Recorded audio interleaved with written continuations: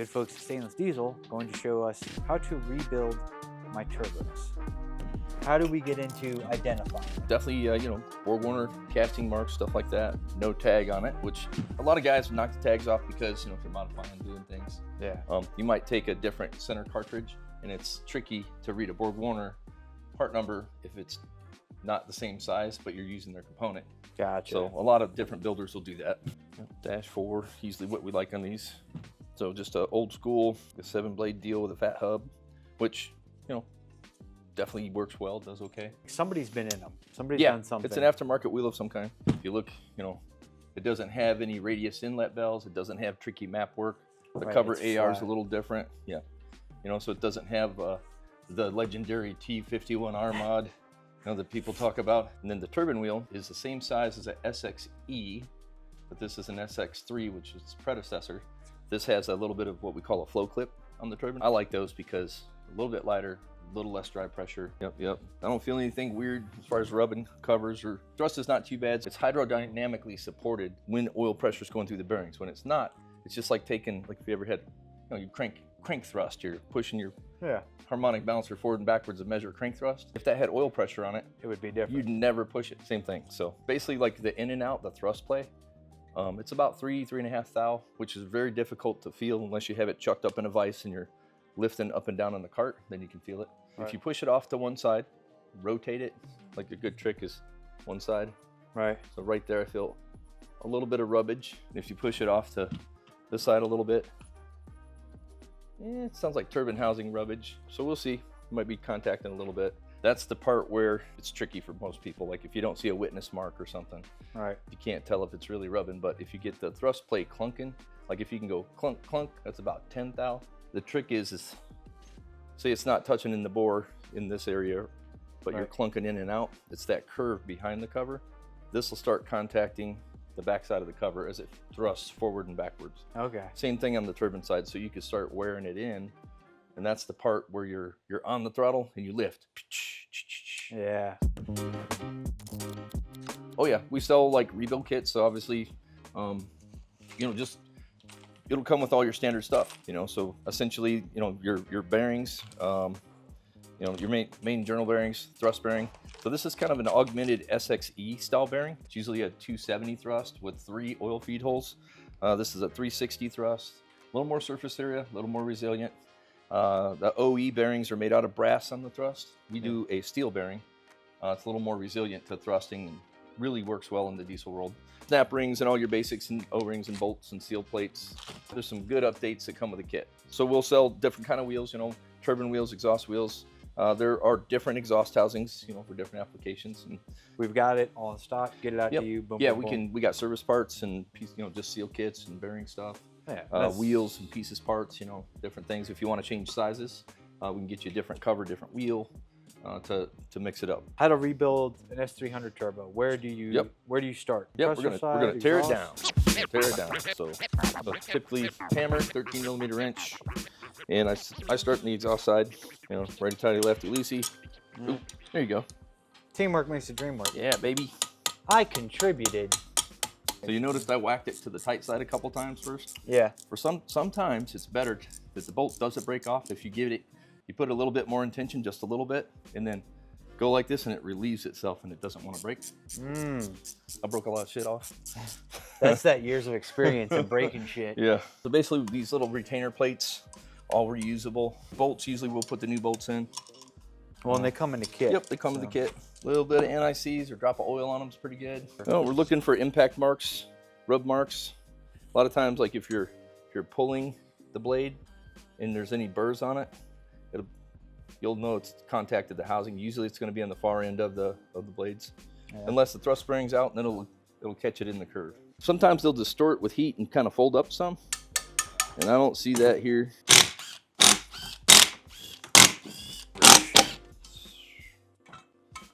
All right, looking good. So a lot of times, looking at the back of the curve here, that's that back side of the wheel. Yeah. If the thrust bearing was out, it'll start touching here first. That's what we talked about earlier. It's one of their part numbers from the machine shop that machined it. This one is made TCI. There's a foundry in Grand Rapids, or no, Muskegon, Michigan. Turbo Components Inc. and they're a contractor for Borg Warner. This one being that it's not chipped up and jacked up, I just want to check balance first. So just basically you want to be orientation right in line. So yeah, paint this bad boy up. Yep, and then do like a really good corresponding one right here on the hub. Yep, it's right in line. Perfect. Paint that whole blade. That blade's almost right in line with it. So that's our orientation. What we'll do is when we put on the balancer, we'll see where it was to start with. So, oh, that's another thing. Righty tighty is not righty tighty, lefty loosey on a turbo. Okay. So because they're running, you know, clockwise, right, it tightens itself up as it runs. So righty is loosey when you're doing turbo stuff. Oh, okay. It's opposite, because as it runs, it's tightening itself so it can't come loose as it's running. Okay. Cool. So that is heat shield. First thing we look for to see if it's oil's leaking out or anything. That's when you look at the shaft, you'll see heat propagation up. So you'll see it's starting to get gold here. We've seen some that's like gold all the way up to there. Right. More diesel stuff, but this hasn't been too hot for too long. And the piston ring seal actually has a gap in it. So it's not totally hot enough to collapse. A lot of times they'll come in collapsed. Okay. And even though it's not pushing a lot of oil out, they'll come collapsed. Just lose the spring with the heat. Yeah. And that's a great thing to reseal, you know, in the kit, and that'll be all part of that. You'll see kind of where the bearing rides. Yeah. So a lot of times we'll call it record player, liquid sandpaper essentially. So if you get some unfiltered oil, your filter's not doing a great job. It's just debris going between the bearing and on the ID, so the inside diameter of the bearing to the shaft, this typical size, you're less than a thou of clearance, about a 9/10 roughly to a thousandths on the inside. The outside of the bearing to the outside of the housing, it's 1.2, 1.3, just depends. It comes out in that range. There's a big snap ring down in here. This is the main seal plate for the front. There's a little seal in here that spins with a piston ring, and that's your seal for the front essentially. There's an O-ring on the outside. I always put my hand on it because sometimes they fly out and go across the shop. So 2 screwdrivers, 2 flats. Usually all you need to pop the seal. Kind of sneak it up and out. Then there's a perimeter O-ring. Looks good. There's like an oil shield coming out next. Right here, it's part of the stack height of the seal plate. And then this is your front seal, which this seal comes in the kit with the new snap ring and all that good stuff. So, yeah. And then we actually provide this seal because a lot of times when the bearings are wiped out, this seal will go around and touch this and it'll put heat marks on it. Okay. Like your out of balance one, if it was ran really bad out of balance, it will go 180. So you'd have a black heat mark here and here, 180 out. Basically, the weight's trying to throw it to one side, the oil pressure's trying to recover it on the other side, and it's bouncing back and forth. Got a little thrust wear, nothing crazy. So basically, oil comes through the cartridge and fills this passage, and there's 3 oil feeds to this bearing, and it's a 270-degree bearing. I actually like this bearing design. Really, really, really good. So you'll notice there's 3 touchdown spots. Yep. So a lot of people think that's a flat surface. It's not. It's got about a 9/10 thousandths of an inch of taper. Where the oil comes in is lower than the far side of that. So it's at a taper. So it creates a pinch point. So when the thrust bearings do touch down, it's usually on the right side of the opposite side of the oil feed. So it's creating that oil wedge so that it's not supposed to touch in theory. And you see this is the front side, and it really doesn't have as much touchdown. It's got some. It's hard to see. It's a little discolored on the shiny around the edges, just really, really slight. There it goes. All right, so there's 2 snap rings down in the bore that hold the bearings in, and I just pulled the outside snap ring out, quick and easy, and then we just kind of eyeball it here. It's got a little bit of, like I said, liquid sandpaper that went through it, but honestly, it's not horrible. What I'm looking for is like a hot shutdown mark. It looks like an oval-shaped print in the bearing. So what happens is because there's not a whole lot of clearance between this and the bore, when the bearing gets hot and you shut it down hot, it shuts down, can't cool off, so it actually expands and deforms into the oil feed hole. And it creates a high spot on the bearing. By letting it cool and idle and cool down a minute, it doesn't get heat soaked and swell up in the bore when it's shut off.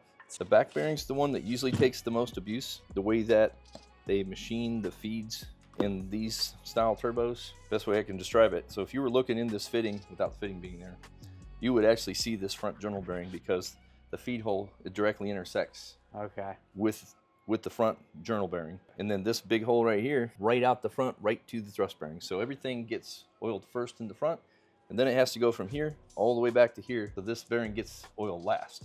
Gotcha. These get happily fed first. It's basically a lot of just a burnishing of the oil in there. And then you see some record player scratches. I don't see any hot shutdown marks. We could definitely probably reuse those housings. I don't think there's going to be any major issues on the inside. Well, a lot of times there'll be a gouge on the outside of the feed going in the direction of rotation. If you see some wear, you know, that would be where it typically happens. So what we're going to do is we're going to stack this thing up just like it would be in the cartridge. So now here's my question, because Yeah. I know this is going to come up. We're about Yep. to take this over to the balancer, stack this up, do all that. Yep. Well, if you're doing this at home, you don't have a balancer. Right. So you notice we marked it before we pulled it apart. Yes. Just put it back together exactly the way you took it apart because it ran in that orientation. So that's the best guess. But basically the balancer, we're measuring the right plane and the left plane. Okay. And then it's got a strobe light on it. So I'm going to mark the wheel. Essentially this thing just spins it. You have a strobe light here. And then you'll see we speed the shaft up and it drops the needle. You slow the shaft down until you peak the needle out at the misbalanced speed, right? So right now this one's out of the box. It's 4 inch-grams from the center of mass out of balance. And that's basically what we're looking at. Is you'll see the marks that I wrote on there. Yeah. So that's the heavy side that we're looking at. Okay. So I'm gonna touch this up with a little grinder, and we're gonna take some weight off of this, and then it goes back on here for another check. Oh, okay. So that's how we do it. The reason we do it like that, we can't really clock the wheel once it's already on there and tight because the nut's integrated. Right. Where it lands is where it lands, and then we'll mark it and put it back together. That's how we do our normal stuff. Touch a little bit up on it, and we'll see what it does. So Hell basically, we're gonna take a little bit off with the little flapper wheel, nothing crazy.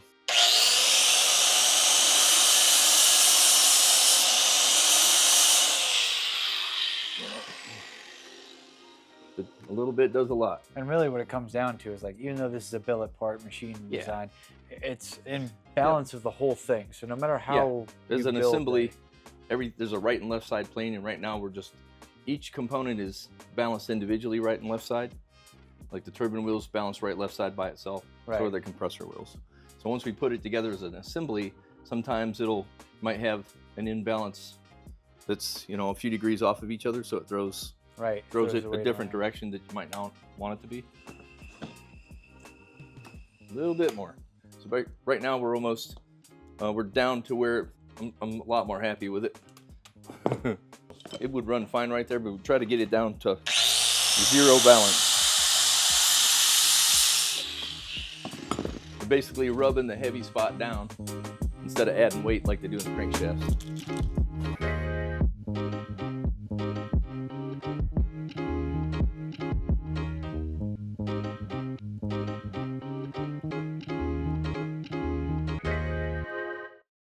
Oh, there's new snap. We don't even need the snap rings. Yeah, we can use the new ones in the front seals. The seal kits that we have, they're slightly, what I would call updated to like what we like. Stuff. I think one of Yep, it yep. was the thrust washer, right? Yep. Thrust bearing's quite a bit different. Thrust bearing. So essentially this is like it's a SX3, really good design, holds up really well. But this is a SXE style design, but it's our steel upgraded version.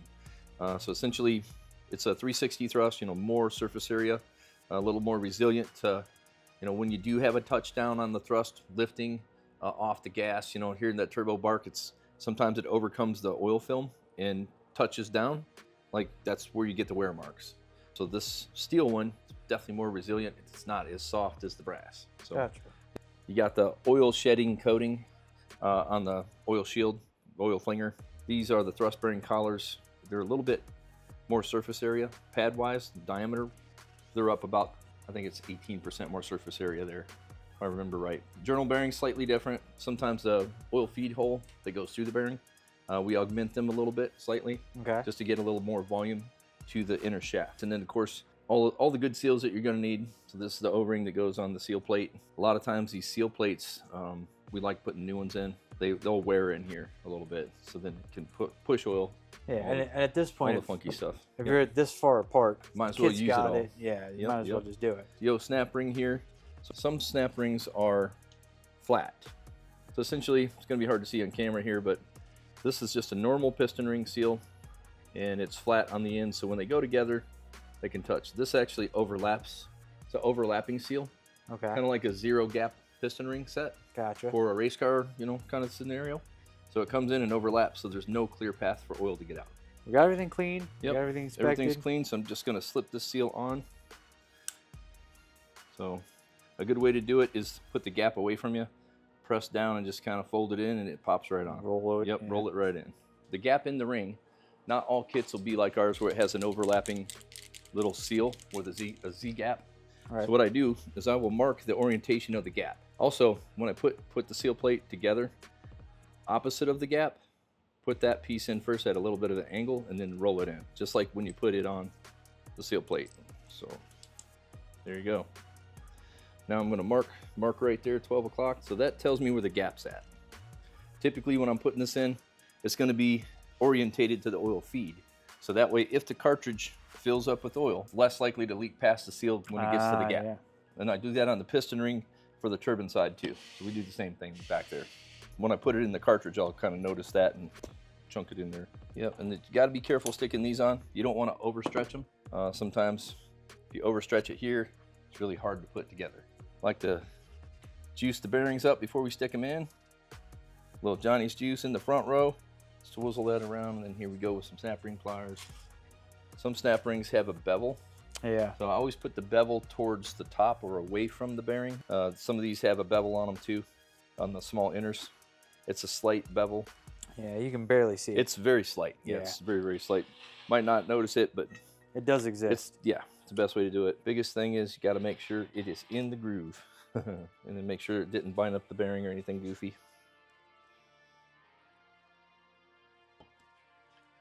Yep. Looking good. It's all pre-lubricated. Woo! That's right.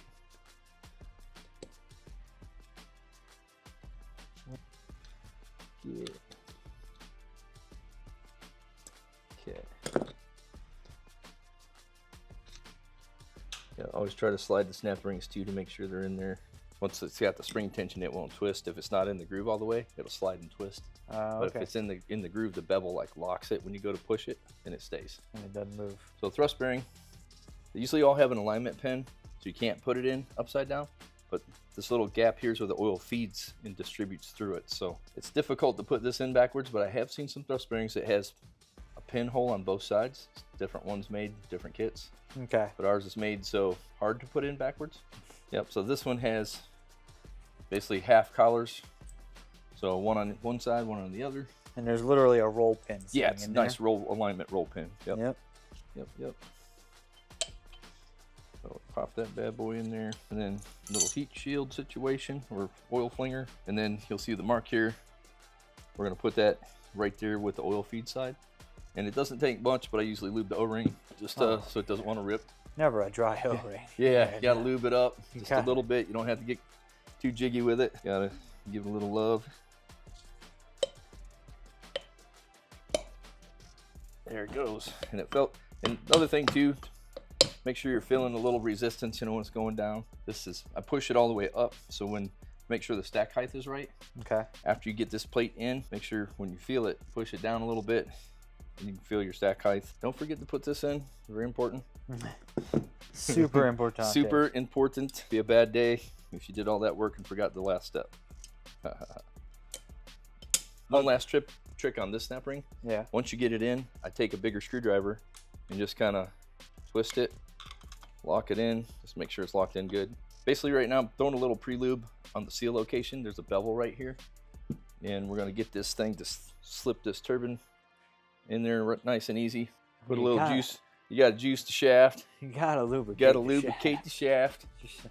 And then again, I always try to put the piston ring facing up, which is like where your feed's at, so the gap on the piston ring.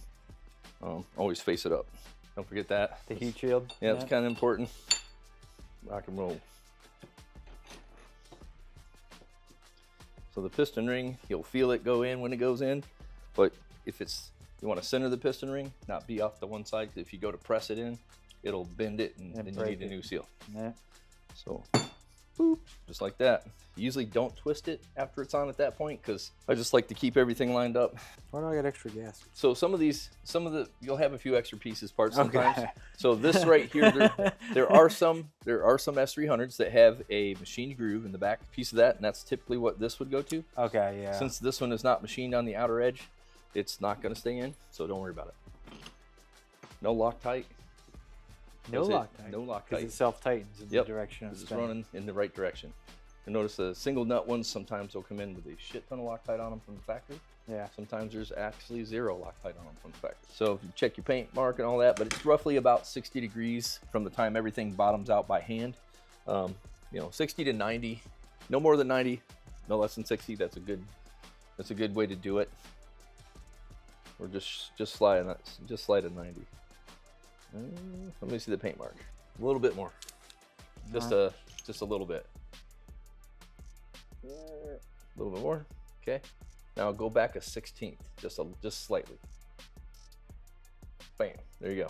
There it is. Yep. Looking good. So basically, it's like if you're tightening a really long shaft up, the shaft can get some stress in it. So I like to back it off just a fudge, like a 16th, just to normalize it. Now, we're going to talk about the next part of this process, because one thing now you got a fancy cover. Right. One thing that will not work anymore is the compressor cover. 100%. Because this hole ain't big enough. Just got our specially done. Yeah. Let me see. Super lasered. Super lasered. Now, the fun part about this, because of my turbo orientation in the car, like physically how and where the turbos sit, we decided to put the stainless diesel logo, nice little FU Steve in there as well. Yep. So I like to put the compressor cover on first. Okay. Yep. So flip her upside down. Yep. The kit comes with lock washers to kind of just, you know, keep these things from coming loose. It's an 8mm bolt, so just normal torque on an 8mm bolt, somewhere between 12 and 16 foot-pounds, but obviously 120 inch-pounds ought to do it. I wouldn't get too jiggy with it, but most people can't get a torque wrench in there and really get after it anyway. Another thing we typically do on the cover, on this cover here in particular, there's a parts of this cover that doesn't have a whole lot of thread in it. So the factory covers have about half the overall thread length where the bolt goes than the way we did ours. So we have a little more thread there just in case. In the kit, you'll notice two different colored bolts, the black oxide bolts, and then the shiny. So the shiny ones go on the cover, compressor cover side, and then black oxide go on the cast iron. I'm going to show you guys something, because this is going to frustrate the ever-loving shit out of you if you don't realize it when you do it. There's a bunch of these bolt holes, right? They're offset. They're offset. So don't put one in and then put the bolt in and then go, wait a minute, that bolt hole don't match. Right, you got to shift it. They're all... Yep. Oh yeah. Can only go one way.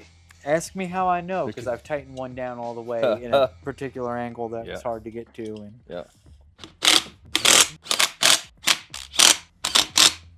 Yeah, and you only need like one ugga dugga or half a ugga.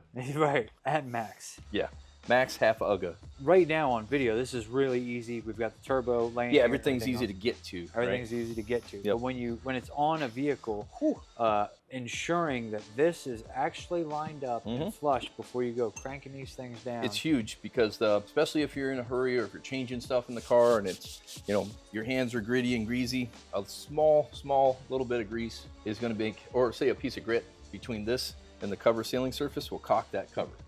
And then you can have air leaking out around it, and or wheel contact if it's, you know, bad enough.